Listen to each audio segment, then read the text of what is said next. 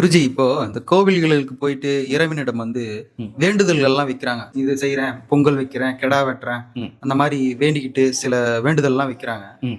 இத பத்தி நீங்க என்ன நினைக்கிறீங்க? முட்டாள்தனத்தோட ஒரு உச்சம். இப்ப நீங்க பேசிக்கிட்டு இருக்கிறது. கடவுளே நான் இத குடுத்தா, எனக்கு நீ இத பண்ணு, நான் உனக்கு இத பண்றேன். எனக்கு இத செய்யி, நான் உனக்கு கடா வெட்டுறேன். கடவுளே எனக்கு நீ இத பண்ணு, நான் உனக்கு இத செய்றேன். இது எவ்வளவு பெரிய ஒரு அறியாமையினுடைய உச்சம் தெரியுமா? எங்க கேட்டாரு கடவுள் எனக்கு நீ இத பண்ணு, அத பண்ணுன்ட்டு? இது வரைக்கும் எந்த கடவுள் அந்த மாதிரி கேட்டிருக்காரு? வாயை திறந்து கேட்டிருக்காரா? எனக்கு வந்து ₹1,00,000 கொடு, எனக்கு ₹2,00,000 கொடு, எனக்கு வந்து கடா வெட்டு. இது மக்கள் அறியாமையில செஞ்சுட்டு இருக்கிற ஒரு விஷயங்க. இது ஒரு தவறான ஒரு விஷயம், தவறான ஒரு புரிதல். அதாவது நீ ஒரு விஷயம் புரிஞ்சுக்கலாம். மனுஷன் வாழணும் அப்படின்னா இவன் யார் வேணாலும் பலிகடா வாங்குவான். இதுதான் மனிதர்களுடைய மனநிலை. இறைவன் அதெல்லாம் கேட்கறது அவருடைய வேலை கிடையாது. இறைவன் என்பது ஒரு பேர் அமைதியினுடைய உச்சத்தில் இருப்பவர். அவர் இங்க அமைதியையும் அன்பையும் தான் எதிர்பார்க்கிறார். எந்த இடத்துலயும் வன்முறையை எதிர்பார்க்கல இறைவன். இறைவன் வன்முறைக்கு எதிரானவன். இந்த ஒரு ரத்தமோ ஒரு பலி கொடுப்பதோ இந்த மாதிரி எல்லாம் ஒண்ணும் கிடையாது. இறைவனோட வேலையே அது கிடையாது. ஏன்னா எல்லாமே இறைவனால படைக்கப்பட்டதுங்க. இங்க இறைவனே பலி எடுப்பாரா? ஆனால் அவரவர் செய்கின்ற பாவ செயல்களுக்கு வேணா இறைவன் தண்டனை கொடுப்பார். அவரவர் செய்த பாவங்களுக்கும் துரோகங்களுக்கும் இந்த மாதிரி விஷயத்துக்கு தண்டனை இருக்குது. இதுதான் இறைவன் கொடுக்குற தண்டனை. அதுல இருந்து நீ என்னதான் பரிகாரம் பண்ற, நான் வந்து உனக்கு கடை இதெல்லாம் அங்க சேரவே சேராது. அதுக்கு நேர் எதிரான ஒரு இறைவன். நீ அப்படி இறைவனுக்கு போய் இறைவனுடைய பெயரை சொல்லி நீ ஒரு கெடா வெட்டினாலும், இறைவன் பெயரை சொல்லி நீ ஒரு உயிரை கொன்றாலும் அதற்குண்டான தண்டனையும் கர்மாவும் சத்தியமா சொல்ற அது உன்னை விரட்டும். அது உன்னிட்டு போகவே போகாது. இறைவன் கேட்காத ஒரு செயலை நீ செஞ்சுக்கிட்டு இருக்கு. இறைவன் கேட்காத ஒரு விஷயத்தை நீ பலி கொடுத்துட்டு இருக்க. ஏன் எல்லாரும் கடா வெட்டுறீங்க? ஏன் எல்லாருமே போயிட்டு ஒரு சிங்கத்தை பிடிச்சிட்டு வந்து வெட்டுங்களேன்? தைரியம் இருக்கா? சிங்கத்தை கொண்டு வந்து பலி கொடுக்கறதுக்கு தைரியம் இருக்கா? ஏன்னா ஏன் பிடிக்க முடியாது? சிங்கம் சிறுத்தைய கடிச்சிரும், கடிச்சு கொதறிடும் வந்தானே. அப்போ ஒண்ணு மரியாதை ஒரு ஆட்டை வெட்டுவதா ஒரு இறை வழிபாடு? அப்படி கிடையாதுங்க. கருப்பண்ண சாமியாக இருந்தாலும் சரி, முனீஸ்வரராக இருந்தாலும் சரி, எந்த குலதெய்வமாக இருந்தாலும் சரி, தாராளமா வணங்குங்க, வேண்டுங்க, விழுந்து கும்பிடுங்க. எல்லாமே பெரும் சக்தி படைத்தது. ஆனா அவர்களுடைய பெயரை சொல்லி ஒவ்வொருவரும் வந்து பலி கொடுப்பதுன்றது அது ஒரு அறியாமையினுடைய உச்சகட்டம். முன்னோர்கள் அன்னைக்கு இருந்த காலகட்டங்கள் அவங்களுக்கு தெரியாம செஞ்சாங்க.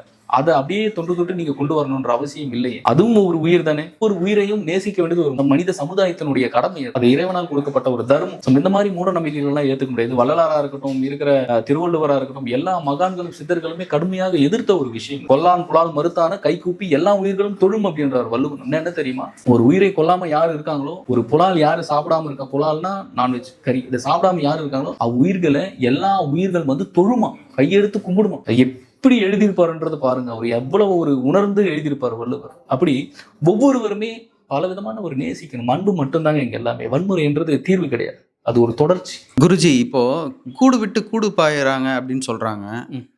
நான் இந்த கிரகத்துக்கு போனேன், அந்த கிரகத்துக்கு போனேன், நிலாவுக்கு போனேன், செவ்வாய் கிரகத்துக்கு போனேன் அப்படின்னு சொல்றாங்க.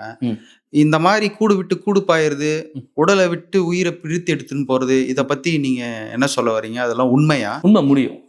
நீ செவ்வாய் கிரகத்துக்கு போக முடியும், நீ நிலாவுக்கு போக முடியும், சூரியன் பக்கத்துல போக முடியும். இது எல்லாமே சாத்தியம்தான். நானும் போயிருக்கேன். நான் ஆரம்ப காலகட்டத்தில் ஒவ்வொரு நாளும் பயிற்சி பண்ணும்போது ஒவ்வொரு தடவையும் நம்ம போக முடியும். போயிட்டு அங்க போன உடனே பலவிதமான விஷயங்கள் அப்படின்றது உள்ளுக்குள்ளார நடக்க ஆரம்பிக்கும். என்னன்னா, நீங்க இப்ப பாத்தீங்கன்னா 2 உடம்பு இருக்குது. இதுதான் குறிப்பா நீங்க தெரிஞ்சுக்கணும். ஒன்னு ஸ்தூல உடல், இன்னொன்னு சூட்சும உடல் அப்படின்னு சொல்லுவோம். இந்த ஸ்தூல உடலால இங்க இருக்கக்கூடிய வினைகளா இருக்கட்டும், இங்க இருக்கிற கர்மாவா இருக்கட்டும், இங்க இருக்கிற எல்லா செயல்களிலுமே உங்களால ஊடுருவி ஒரு செயலை செய்யறதுக்காக தான் இந்த ஸ்தூல உடல் அப்படின்னு இறைவன் கொடுத்திருக்காரு. ஆனா சூட்சும உடல் அப்படி கிடையாது. முழுக்க முழுக்க சூட்சும உடல் வந்து ஒளி தேகத்தினால பயணப்படக்கூடியதான் வந்து சூட்சும உடல் என்றது.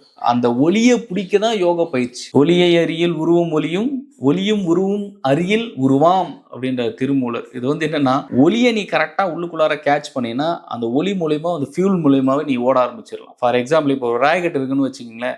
சும்மா ராக்கெட்டை அப்படி தூக்கி போட்டா ஓடிடுதா? இல்ல. அப்ப என்ன அங்க தேவைப்படுது? முக்கியமா மூலப்பொருள் என்ன? ஃபியூல்.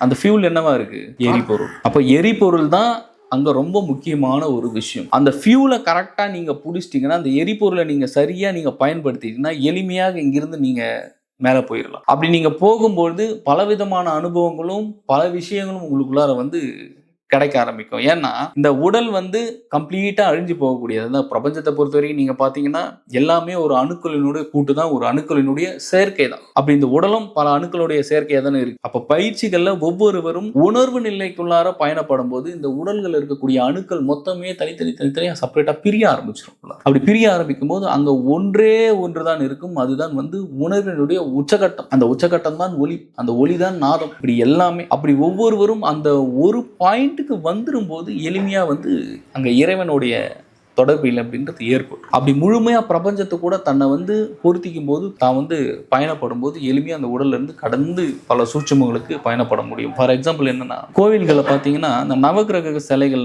இது இன்னைக்கு நேற்று கிடையாது, 1000-2000 வருஷத்துக்கு முன்னாடியே நம்ம ஆளுங்க வந்து வச்சு வணங்க ஆரம்பிச்சுட்டாங்க. எப்படி அது வந்து அப்பனா ராக்கெட் இருந்துச்சா? எப்படி பயணப்பட்டாங்க? எப்படி சூரியன் ஒரு குடும்பம் இருக்கு, சூரியனை சுத்தி திங்கள், செவ்வாய், புதன், வியாழன், வெள்ளி இப்படின்ற பல வகையான கோள்கள் எப்படி சூழ்ந்து இருக்குன்றதை எப்படி நவகிரகங்கள் மூலமா முன்னாடியே நம்ம ஆட்கள் வந்து கண்டுபிடிச்சு வச்சுட்டான். எப்படி சாத்தியப்பட்டது? அப்ப எந்த உடலை பயன்படுத்தி சித்தர்களும் மகான்களும் யோகிகளும் அப்பேற்பட்ட ஒரு பெரிய பயணத்துக்குள்ளார பயணப்பட்டிருப்பாங்க. அப்ப இறைவன் எப்படி இவங்களை அழைத்து போயிருப்பார் அப்படின்ற ஒரு சூட்சமும் ரகசியமும் அடங்கி இருக்குல்ல. என்ன சாதாரண விஷயமா? போறதுக்கு ஒரு பாதை இல்லை. இன்னைக்கு இருக்கிற டெக்னாலஜியில ஒரு ராக்கெட்டை யூஸ் பண்ணி மேலே போயிடுறாங்க. ஆனா எப்படி போயிருப்பாங்க? அதெல்லாம் எப்படி சாத்தியம்? அதுவே யோகத்தினுடைய சக்தி, அதுவே யோகத்தினுடைய உயர்ந்த தனம். அது பிரம்ம யோகத்தில் பல யோகிகள் வந்து அந்த அனுபவங்களுக்குள்ளார போயிருக்காங்க. ஒவ்வொருத்தருக்கும் அது சாத்தியப்படும். உடல் கடந்து போறது, ஒளி உடலை பார்க்கறது, ஒளி உடலை எடுத்து ஒளி உடல்ந்து உடலை விட்டு உடலை வெளியே போறது, இது எல்லாமே சாத்தியம், இது எல்லாமே உண்மை.